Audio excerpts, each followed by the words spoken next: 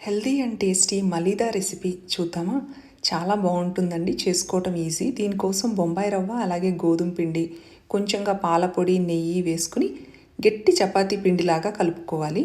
ఈ రెసిపీ కోసం మీ దగ్గర లెఫ్ట్ ఓవర్ చపాతీస్ ఉన్నా కానీ యూస్ చేసుకోవచ్చండి. ఇలా పిండి కొంతసేపు నానాక చపాతీస్ లాగా రోల్ చేసుకుని పెనం మీద డ్రై రోస్ట్ చేసుకోవాలి. ఒకవేళ చపాతీలు మిగిలిపోయినా కూడా మళ్ళీ సెకండ్ టైం డ్రై రోస్ట్ చేసుకుని ఈ స్వీట్ కోసం యూస్ చేసుకోండి. మనకి చపాతీ అనేది గట్టిగా ఉండాలి.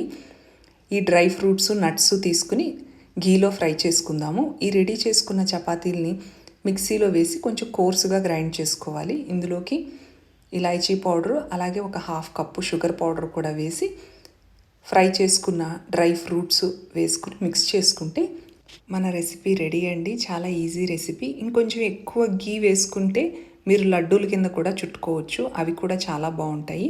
ఈ రెసిపీ ట్రై చేయండి. ట్రై చేస్తే ఎలా వచ్చిందో కామెంట్ చేయండి. వీడియో నచ్చినట్లయితే లైక్ చేయండి, షేర్ చేయండి. Thank you.